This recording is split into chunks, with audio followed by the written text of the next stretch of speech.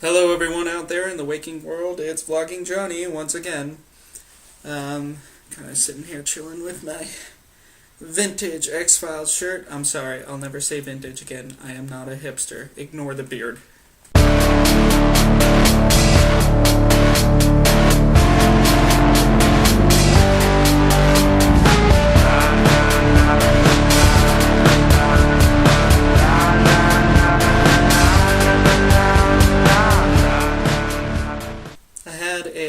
Kind of busy week. I'm hopefully getting a promotion at work, and then I will, again, with the thing, you guys are still here.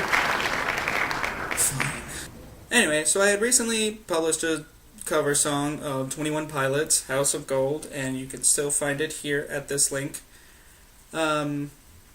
Originally the audio was not that great. The levels were off, so I redid that, and then I reposted it. And, well, the levels are better. I'm still not a big fan of the way it sounds, but that's because I hate the sound of my own voice. Which actually leads me to my topic for today, because I know for pretty much all amateur bloggers and musicians out there, and whether it's a hobby or whether it's something that you're grinding to try to make something professional out of it, and it's because we're either perfectionists or because we have skewed mental images of ourselves. Either way, it's important not to get too hard on yourselves out there if you're trying to make something of yourself, if you're trying to do this blogging thing, or if you're trying to do the music thing. The actors and actresses out there, whether you're a writer, director, whatever your passion is, even if it's something practical, like being a mechanic, or a doctor, or an attorney at law, may God have mercy on your soul. You can work real hard and feel like you're not getting anywhere, and that's because we always expect more from ourselves than maybe other people do. That's not necessarily a bad thing. You actually sometimes do your best work when you're under pressure. Sometimes people do their best works when they're getting really hard on themselves. You know what I mean? The point I'm trying to make here is that despite the fact that you may not like the way you sound, or you may not like your own style of guitar playing, or your own style of video editing, there's always room for improvement, and you always have time to improve. If you're not dead, you have time to get better. I watched the British talk show called Jonathan Ross, and he had Sir Ian McKellen. For those who don't recognize his name, what's wrong with you? Sir Ian McKellen is famous for playing in The Lord of the Rings, as well as playing Magneto in the X-Men movies. Those are his most recent successes, but he has been a movie star and an actor for a very long time, on stage and screen.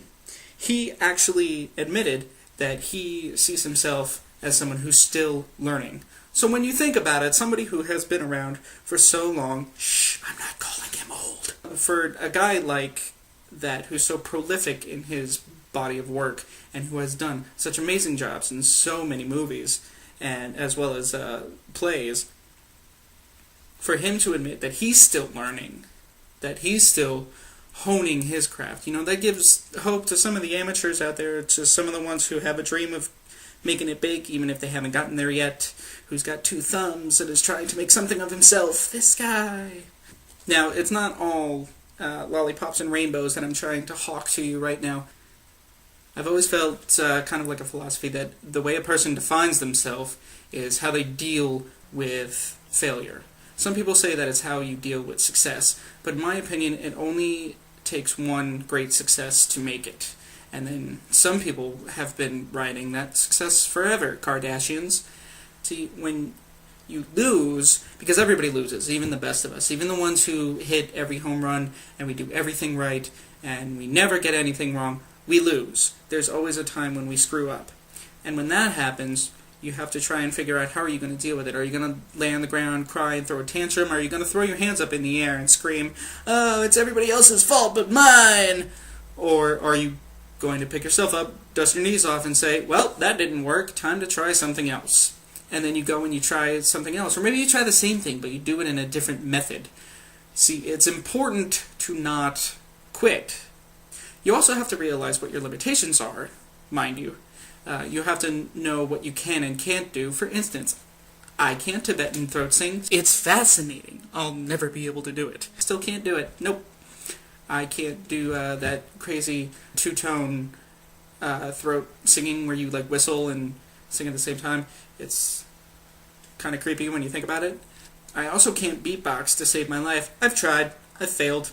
I'm not going to try anymore. But I know the things that I can do. I can play multiple instruments. I can sing-ish. And I'm getting better as I keep trying to do it. And I keep practicing and learning from other people. You know, and even doing this, being able to talk, and hopefully I say something witty or philosophical that makes you feel better, or like gives somebody else some kind of heightened resolve or inspiration. And if that's the case, cool. If not, and I'm just some kind of like goofy talking head that you're listening to in the background while you're vacuuming because you're not actually listening to the sound of my dulcet tones, hey, cool too. You know, when we screw up, sometimes we feel like, oh man, I suck.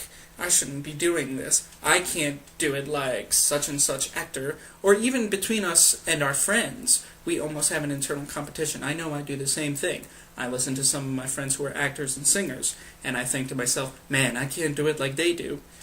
But it doesn't help you to try to do it like your friends do. You can't sound like your friends. You have a different voice. You can't play like your friends. They play it differently. It doesn't matter if it's sports, music, or writing, or anything.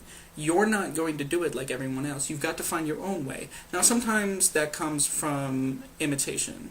You emulate someone else's work to try and see if it works for you. Sometimes it does, sometimes it doesn't. Then you forget it and you move on. You go do something else. That's how you figure out what your own method is. You pick and choose pieces of other things, and then you figure out what works for you. It's important to remember that, because we tend to forget that hours and hours of work go into our favorite movies and music, and it goes into our favorite television shows, it goes into our favorite football players and our favorite athletes, and it goes into every poem and story that our favorite writers have ever written. It's not something that they just sat down and it happened. They put in a lot of work, and there was probably a lot of editing and a lot of redos and a lot of mulligans. They keep going back and they keep redoing it over and over and over again. They keep trying to perfect their craft.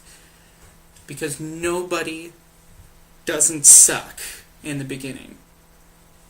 The important thing to remember, if at first you don't succeed, keep going. You're going to fail. That's actually something that probably not a lot of mentors or coaches or teachers are going to tell you. Your parents are going to tell you that you're doing great. Your friends are going to spare your feelings because they love you and they care about your well-being. I don't know you, so I don't love you that much. But I do want to tell you that you will hit your success. But sometimes you'll fall. You'll screw up. You'll hit it wrong. You will hit the sour note during a performance, during a concert in front of a crowd of people. It doesn't mean you quit. It doesn't mean that you give up. It means the next time you know that that sour note could happen again, and you practice for it. You rehearse. You make sure that it doesn't happen again. These are important things to remember, because everybody sucks.